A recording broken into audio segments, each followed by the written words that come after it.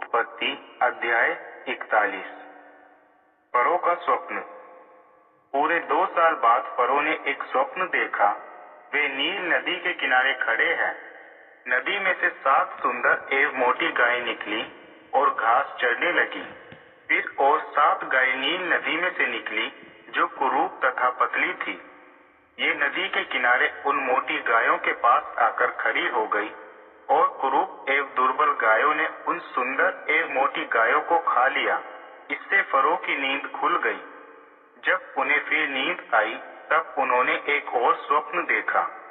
एक ही तने में से 7 बालें उगी जो अच्छी और मोटी मोटी थी। फिर 7 और बालें उगी जो पतली और मुरझाई हुई थी। तब पतली बालों ने मोटी बालों को निगल लिया। इससे फरो की नींद खुल गई और वह समझ गई कि यह स्वप्न था। सुबह होने पर राजा मन में बेचैन हुए, इसलिए इनका अर्थ जानने के लिए मिस्र देश के सब ज्योतिषियों एवं पंडितों को बुलवाया और फरो ने उन्हें अपने दोनों स्वप्न बताए, लेकिन कोई भी उनका अर्थ नहीं बता पाया। तब प्रधान पिलाने वाले ने फरो से कहा, आज मुझे अपनी गलती याद आ रही है। एक बार फरो अपने नौकरों से क्रुद्ध हुए और मुझे और प्रधान खानसामे को अंगरक्षकों के नायक के घर के बंदीगृह में डाला। हमने उस कारावास में स्वप्न देखा और दोनों ही स्वप्न का अपना अलग अर्थ था। एक इब्री युवक वहां था। वह अंगरक्षकों के नायक का सेवक था। जब हमने उसे अपना स्वप्न बताया, उसने हमारे हर एक के स्वप्न की व्याख्या की। जैसा उसने बताया था वैसा ही हुआ। फरो ने मुझे तो अपना पद सौंप दिया और खानसामे को प्राण दंड दे दिया। यह सुनकर फरो ने कहा कि योसेफ को मेरे पास लाओ। उन्होंने जल्दी योसेफ को कारागार से बाहर निकाला और उसके बाल कटाकर उसके कपड़े बदलकर फरो के पास लेकर आए। फरो ने योसेफ से कहा, मैंने एक स्वप्न देखा है। उसका अर्थ कोई नहीं बता पा रहे हैं, लेकिन मैंने तुम्हारे बारे में सुना है कि तुम स्वप्न का अर्थ बता सकते हो। योसेफ ने यह सुनकर फरो से कहा, अर्थ मैं नहीं बल्कि स्वयं परमेश्वर ही देंगे।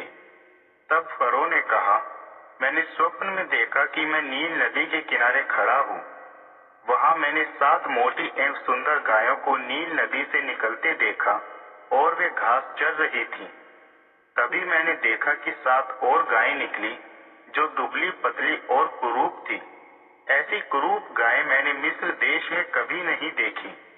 दुर्बल एवं कुरूप गायों ने उन 7 मोटी एवं सुंदर गायों को खा लिया।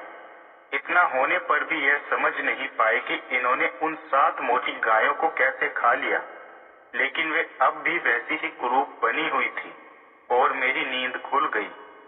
मैंने एक और स्वप्न देखा। एक ही तने में से 7 मोटी एवं अच्छी बालें उगी। तभी मैंने देखा कि कमजोर और मुरझाई और पूर्वी वायु से झुलसी बालें उगी तथा कमजोर बालों ने उन मोटी बालों को निगल लिया। मैंने अपने ज्योतिषियों से ये स्वप्न बताए, लेकिन अर्थ कोई नहीं बता पाया। तब योसेफ ने फरो से कहा, आपके दोनों स्वप्न एक ही हैं।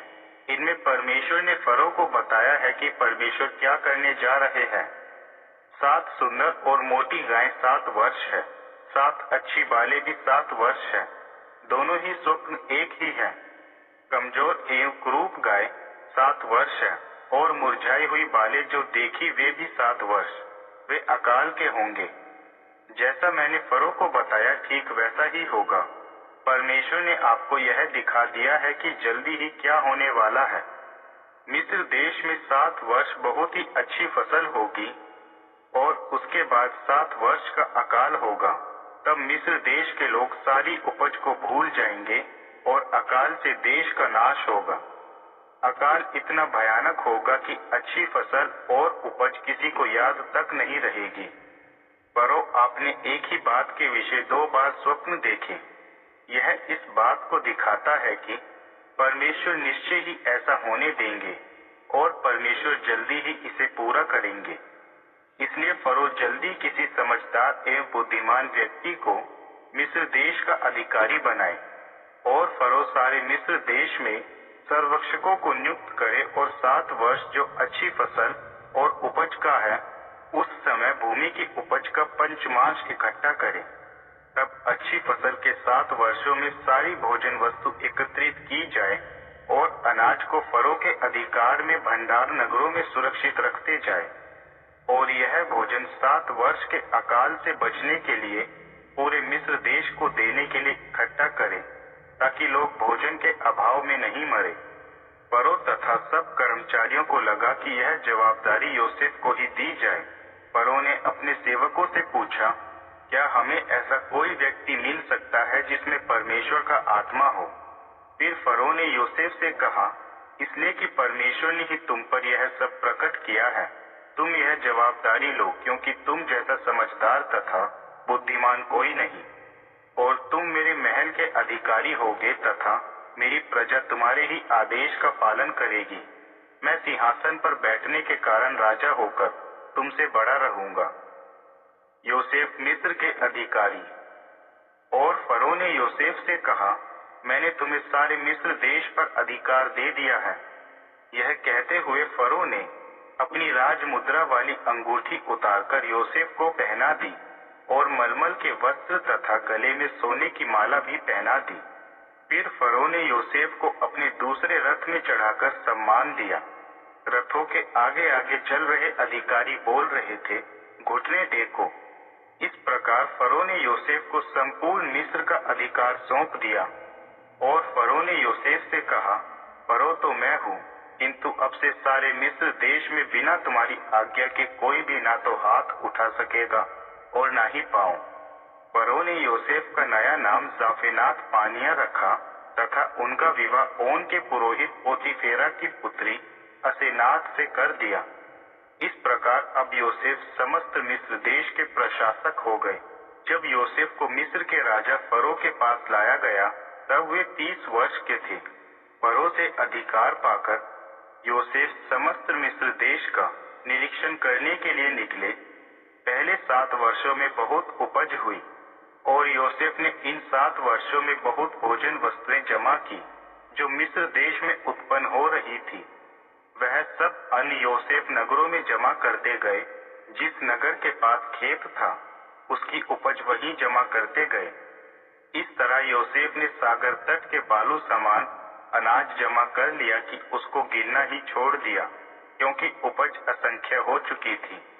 इससे पहले कि अकाल के वर्ष शुरू हो, ओन के पुरोहित पोतीफेरा की पुत्री असेनात से योसेफ के 2 पुत्र पैदा हुए। पहले बेटे का नाम योसेफ ने मनश्शे रखा, क्योंकि उन्होंने विचार किया, परमेश्वर ने सभी कष्टों एवं मेरे पिता के परिवार को बुलाने में मेरी सहायता की है। उन्होंने दूसरे पुत्र का नाम एफ्राइम रखा, क्योंकि उनका कहना था, दुख मिलने की जगह इस देश में परमेश्वर ने मुझे फलवंत किया। जब मिस्र देश में फसल के वे 7 वर्ष खत्म हुए, तब अकाल के 7 वर्षों की शुरुआत हुई। जैसा योसेफ ने कहा था, सभी देशों में अकाल था, किंतु मिस्र देश में अन्न की कोई कमी ना थी।